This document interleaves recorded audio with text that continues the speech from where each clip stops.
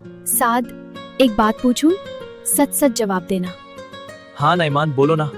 जिस लड़की से तुम्हारी मंगनी हुई है, क्या तुमने उसे कभी देखा है? हाँ, रोज देखता हूँ जब मैं वहां से गुजरता हूँ। अच्छा, तुमने ये क्यों पूछा?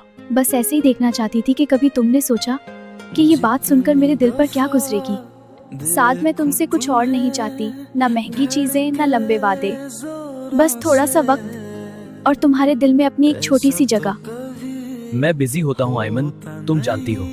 हाँ, पर तुम मुझे सिर्फ तब याद करते हो जब तुम फारिग होते हो, और मैं तो हर वक्त तुम्हें याद करती हूँ, अपनी खुशी में भी, अपने दर्द में भी। मैं जब भी परेशान होती हूँ तुम्हें कभी पता नहीं चलने देती, क्योंकि मैं चाहती हूँ तुम हमेशा खुश रहो। पर कभी कभी सोचती हूँ, क्या मैं तुम्हारे दिल में वाकई हूँ भी, या सिर्फ वक्त गुजारने का जरिया हूँ? मुझे सिर्फ इतना चाहिए कि जब तुम्हारा दिल धड़के तो उसमें मेरा नाम हो।